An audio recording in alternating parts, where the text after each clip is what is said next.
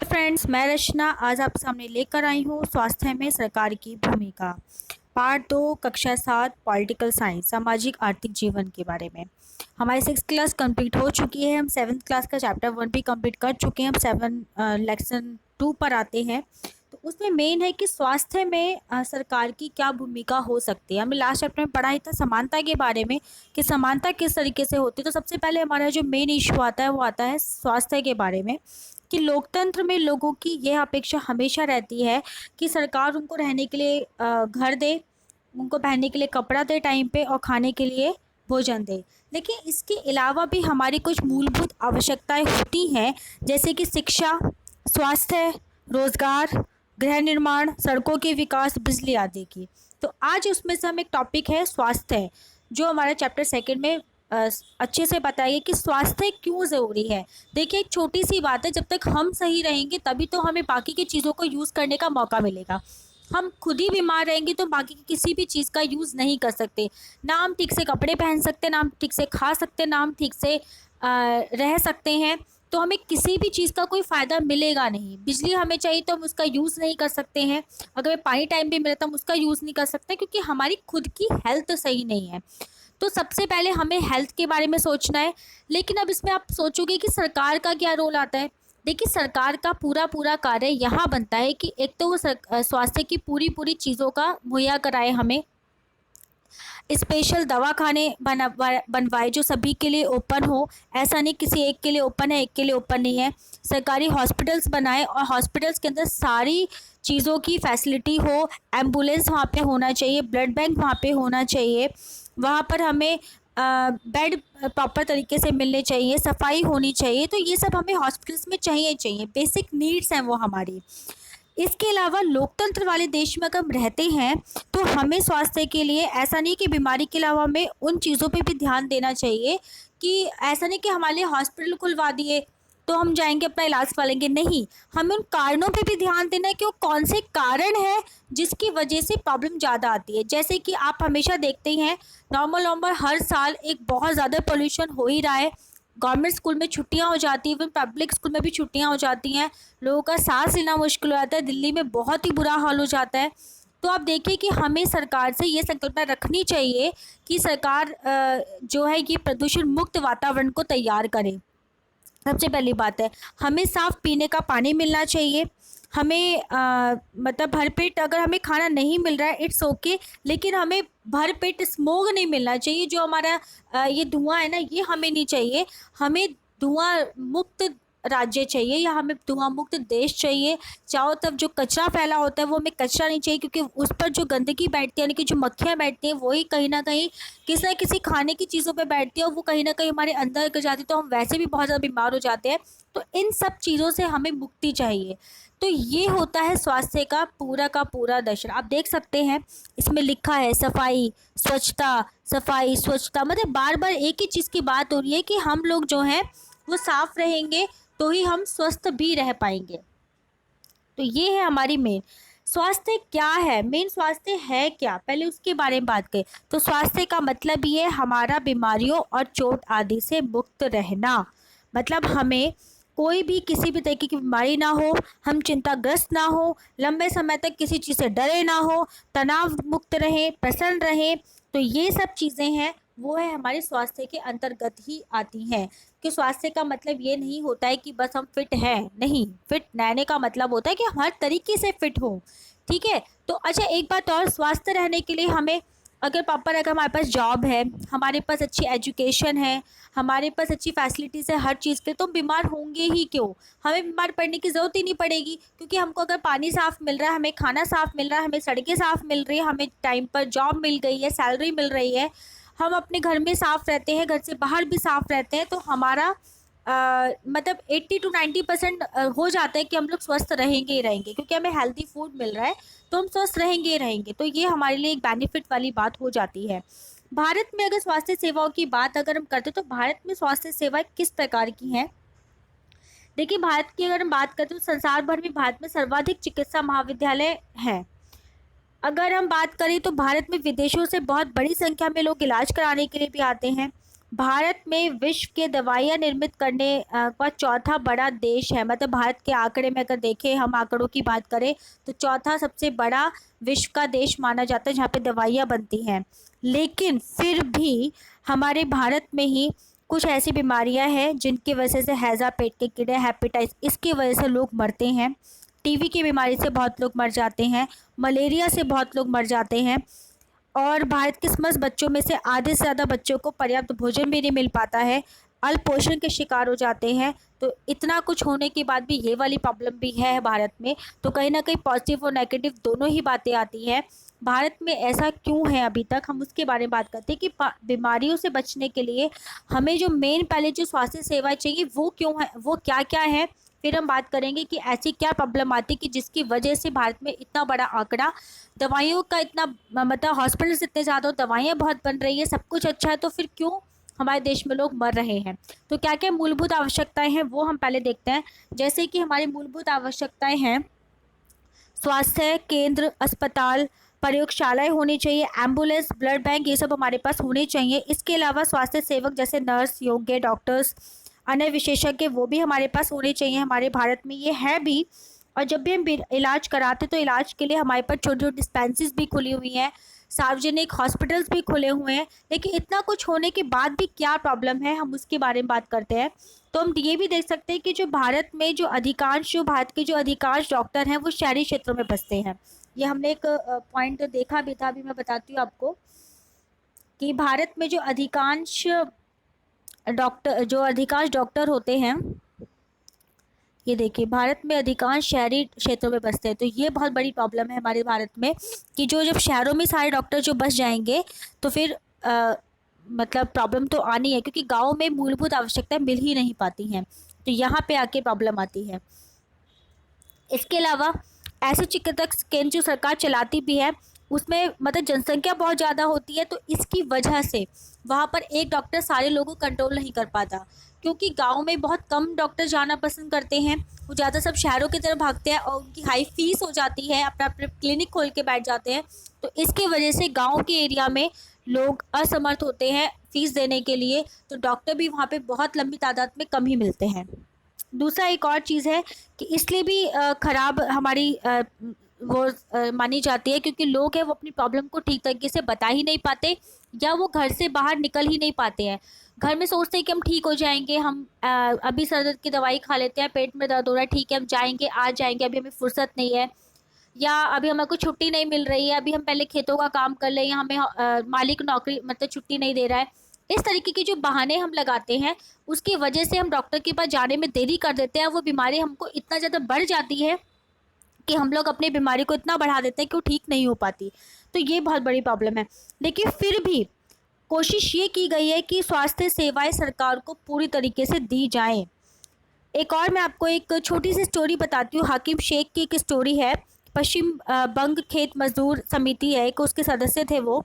तो उनको अचानक से एक बार चोट लग जाती है, चलती ट्रेन से वो गिर गए थे, उनको सिर में बहुत गंभीर चोट आई। तो उनको किसी भी हॉस्पिटल में भर्ती नहीं किया गया, उनको बेड नहीं मिला। उसके बाद उन्हें जब किसी एक हॉस्पिटल में ले जाया गया जो प्राइवेट हॉस्पिटल था, वहाँ पे उनका जब इलाज कराया गया तो बहुत ज़्यादा फीस उनसे मांगी गई। तो हाकिम शेख ने एक सरकार के ऊपर केस कर दिया कि मुझे किसी भी सरकारी अस्पताल में बेड ना होने की वजह से भर्ती नहीं किया गया और मैं एबल नहीं हूँ कि मैं इतने सारे पैसे चुका सकूँ। तो एंड में उसे मुकदमा जीत भी गए और वो सारे पैसे उनको मिल भी गए। तो हम कह सकते हैं कि हाकिम शेख की कहानी से हमको सीख मिलती है कि अभी भी कहीं ना कहीं हमारी प्रणाली में कहीं ना कहीं कमी रह गई कि हमें हॉस्पिटल्स अभी भी कम है या बेड हमारे पास कम है। अब हम बात करते हैं सरकारी हॉस्पिटल और प्राइवेट हॉस्पिटल की। हमने जो चैप्टर 1 में बात की थी तो मैंने बताया था कि सरकारी हॉस्पिटल है उसमें थोड़ी सी गंदगी आपको मिल सकती है, लंबी लाइन में आपको वेट करना पड़ सकता है। जबकि प्राइवेट हॉस्पिटल में आपको बहुत साफ़ सफाई मिलेगी और आपसे डॉक्टर बहुत प्यार से बात कर रहे होंगे और उनकी फ़ीस होगी 500 से 1000 रुपये। जबकि सरकारी अस्पताल में आपको मुश्किल से 5 या 10 रुपये देना होता है एक कार्ड बनवाने के लिए, वो भी पहली बार। फिर दोबारा आपको कभी भी कोई कार्ड नहीं देना पड़ता, दवाइयाँ भी आपको हॉस्पिटल से ही मिलती हैं। तो सरकारी और निजी स्वास्थ्य सेवाओं में ये बहुत बड़ा अंतर होता है। स्वास्थ्य सेवाएं शहर और गांव में दोनों में पाई जाती हैं। साधारण बीमारी से लेकर बड़ी से बड़ी बीमारियों का इलाज हो जाता है। गांव के स्तर पर अगर एक स्वास्थ्य केंद्र है और एक स्वास्थ्य सेवक रहता है, जबकि अन्य बीमारी जो बड़ी बीमारी है वो गांव से रेफर करके शहर में भेज दिया जाता है। और अगर शहर में भी किसी छोटे अस्पताल में कोई प्रॉब्लम है, अगर वो नहीं देख पाते तो वो किसी बड़े हॉस्पिटल में रेफर कर देते हैं, जिसके लिए व्यक्ति को कोई भी पैसा नहीं देना पड़ता, चाहे आप किसी भी तरीके से काम करते हैं। क्योंकि जो ये सेवाएं चल रही हैं, जो हमारे हॉस्पिटल चल रहे हैं, उनको चलाता कौन है? उनको जो हम ही लोग जो टैक्स देते हैं ना, वो उनको चला जाता है एक बार, और वो उसके बदले हमसे फिर कुछ भी नहीं लेते हैं। इसलिए सुविधा सबके लिए होती है। सार्वजनिक स्वास्थ्य व्यवस्था एक महत्वपूर्ण ये पहलू देती है कि यहाँ पे सबको कम से कम पैसा देना पड़े या फ्री में ही सबका इलाज हो जाए। तो ये वाली जो चीज़ें, जैसे बहुत महत्वपूर्ण कार्य ये भी आते हैं कि बीमारियों में से टीबी हो गया, मलेरिया हो गया, पीलिया, दस्त लगना, हैजा, चिकनगुनिया या डेंगू, इन सब की बीमारियों का लोगों को कोई भी पैसा ना देना पड़े और फ्री में इलाज करवा दिया जाए। ये बेसिक बीमारियां जो भारत में आम तौर पर मिलती हैं। आजकल तो कोरोना भी एक बीमारी फैल गई है, एक बहुत बड़ा वायरस के रूप में फैल रहा है चारों तरफ। तो इसका भी कहीं ना कहीं हमारी सरकार, रूस में तो इसकी वैक्सीन निकल ही आई है, तो कहीं ना कहीं थोड़े दिनों में भारत में भी आ ही जाएगी। तो ये भी हमारे लिए बिल्कुल निष्क्रिय हो जाएगी, जैसे हमने और बीमारी पर फतह हासिल कर ली है। उसके अलावा हम ये भी कह सकते हैं कि जो भी कोई अस्पताल अगर हमें कोई इलाज नहीं दे पा रहा है, तो ऐसा नहीं है कि वो हमें इलाज नहीं कर पा रहा, वो कहीं ना कहीं रेफर जरूर करेगा। और हमारी मौलिक कर्तव्यों में, मौलिक अधिकारों में भी दिया हुआ है कि हमें जीने का अधिकार है, और सरकार से हम डिमांड कर सकते हैं इस चीज़ के लिए कि वो हमें हमारे जीने का अधिकार को दे, हमारे लिए सारी जो फैसिलिटीज़ है उसको मुहैया कराए। अस्पताल और उनके स्वास्थ्य संबंधी जो भी कर्मचारी हैं, वो उनको पूरा का पूरा हमारा इलाज करने की जिम्मेदारी उनकी है, और वो उसको पूरा करेंगे ही करेंगे।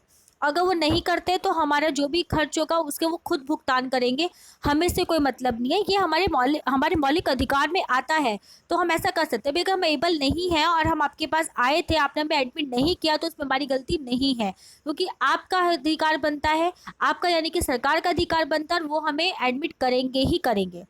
दूसरा आता है निजी स्वास्थ्य सेवाएं। निजी स्वास्थ्य सेवाएं आप देख सकते हैं, बिल्डिंग की आलीशान होती है, जाते भी मतलब मज़ा आ जाता है देखने की भी हम कितने अच्छे हॉस्पिटल में आ गए हैं। लेकिन देखिए कुछ भी है, नर्सिंग होम है निजी रूप से जो चलाए जा रहे हैं, जो प्रयोगशालाएं चलाई जा रही है या विशिष्ट सुविधाएं उपलब्ध कराती है, एक्सरे, अल्ट्रासाउंड आदि कराती है, तो हमें उसके लिए बहुत ज़्यादा पैसा देना पड़ता है। इसमें कोई भी सरकार का कोई भी नियंत्रण नहीं होता, वो कितना भी पैसा ले सकते हैं हॉस्पिटल वाले, वो उनके नॉर्म्स हैं। ऐसा नहीं है कि आप मना कर दो कि हमारे पास पैसे नहीं, हम नहीं देंगे, आप मना नहीं कर सकते, क्योंकि प्राइवेट का यही एक बहुत बड़ा नुकसान होता है। अब हम बात करेंगे कि मतलब ये सब जो चीज़ें हैं वो सभी लोगों के लिए है या नहीं। देखिए गरीब लोग पहले से ही पोषण के कमी में रह रहे हैं, और ये परिवार इतना ज़्यादा भोजन नहीं भी खाते जितना उन्हें खाना चाहिए, तो उनके अंदर कहीं ना कहीं किसी भी तरीके से कमियां रहती हैं। तो ऐसे लोगों को इलाज करवाना बहुत ज़्यादा ज़रूरी होता है। वो बीमारियों पे जो खर्चे होते हैं वो उसको नहीं बेयर कर पाते, इसलिए वो कहीं ना कहीं बीमारियों पे खर्चा भी कम करते हैं, जिसकी वजह से उनकी बीमारी लगातार बढ़ती रहती है। तो हमें ऐसे लोगों के साथ, जैसे आदिवासी लोग होते हैं, उनके पास जाके, या जो लोग गाँव में रहते हैं जो अपना इलाज नहीं कराते, उनके पास जाके उनको स्वास्थ्य सेवाएं खुद ही देनी पड़ती है। और ऐसा सरकार ने किया भी है, बहुत सारी जगहों पे छोटे छोटे केंद्र खोल दिए हैं, स्पेशली गर्भवती महिलाओं के लिए। गर्भवती महिलाएं जो मतलब घर में डिलीवरी करती थी, कई बार तो डिलीवरी करते करते महिला या तो खुद मर जाती थी, कई बार बच्चे मर जाते थे। तो ये बहुत बड़े बड़े रेशो पे ये काम चल रहा था। लेकिन अब सरकार ने ये बहुत बड़ा कदम उठाया कि अब जगह जगह पर छोटे छोटे केंद्र खोल दिए हैं जो सिर्फ महिलाओं के लिए हैं, वहाँ पे महिलाओं का इलाज होता है। तो इससे उनकी डिलीवरी वहाँ पे फ्री ऑफ कॉस्ट हो जाती है। इवन कुछ पैसे मिलते हैं उल्टा, कि डिलीवरी के बाद खाने खर्चे पे वो थोड़ा सा पैसा मतलब पैसे से अपने लिए सामान खरीद सके और खाने पीने पे अपना ध्यान दे सके।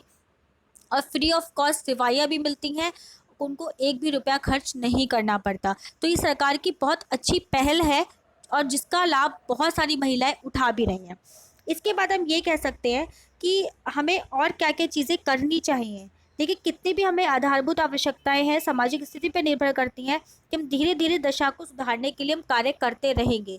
सरकार कहीं ना कहीं कार्य कर रही है, करती भी जा रही है। हमें भी थोड़ा सा अग्रसर होना चाहिए, कि जिन लोगों को नॉलेज नहीं है उन लोगों को आगे जाके देने चाहिए कि मतलब आप जाइए और अपना इलाज कराइए। मैं केरल का एक अनुभव आपको बताती हूँ।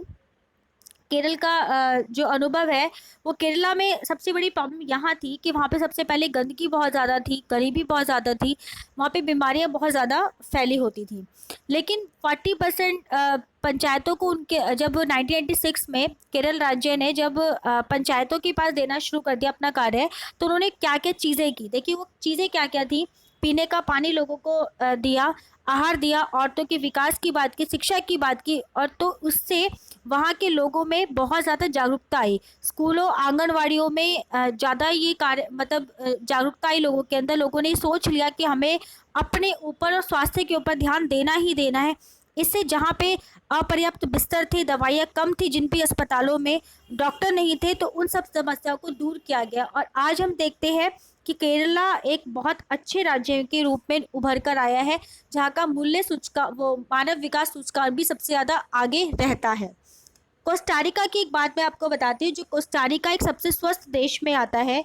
वो क्यों आया? कोस्टारिका ने सबसे बाद में, ये एक दक्षिण अमेरिका का देश है, और उन्होंने अपने देश पे जो आसपास के जितने भी देश थे उनसे एक समझौता किया कि वो ना किसी पे आक्रमण करेगा और ना कोई और उस देश पर आक्रमण करेगा। तो उन्होंने जो भी देश में जो सेना पे जो खर्च होता था पैसा, उनको सेना पे ना खर्च करके उन्होंने धन, उस पैसे को लोगों की शिक्षा, स्वास्थ्य, अन्य आधारभूत खर्चों पर दिया, अन्य आधारभूत जो भी जरूरतें थी उन पर खर्च किया। क्योंकि कोस्टारिका की सरकार मानती थी कि देश के विकास के लिए सबसे पहले देश का स्वस्थ होना बहुत ज़रूरी है, इसलिए अपने देशवासियों के स्वास्थ्य पे बहुत ध्यान देती है वो। कोस्टारिका की सरकार अपने सभी निवासियों को स्वास्थ्य के लिए मूलभूत सेवाएं व सुविधाएं देती है, पीने का पानी, सफाई, पोषण, आवास, सब कुछ। तो आज हम देख सकते हैं कोस्टारिका सबसे स्वस्थ देश माना जाता है। तो मुझे तो ये लगता है कि सेना पे ज़्यादा खर्च ना करके, अगर इस तरीके से हम समझौते करके अगर अपने स्वास्थ्य पे ध्यान दें, और ऐसा कोस्टारिका नहीं, बहुत सारे देशों ने ऐसा किया हुआ है कि वो और देशों के साथ बहुत अच्छे संबंध बनाकर उन्होंने एक निर्णय ले लिया है कि ना हम तुम पे कभी हमला करेंगे, ना तुम हम पे करो, और हमारा जो देश है छोटा सा देश, हम अपने में ही मस्त रहते हैं और वो अपने देश के ऊपर ध्यान देते हैं। तो ये बहुत अच्छा है कि स्वास्थ्य पर बहुत ज़्यादा ध्यान देना चाहिए। आई होप सो कि आपको ये वीडियो पसंद आई होगी। Thank you so much.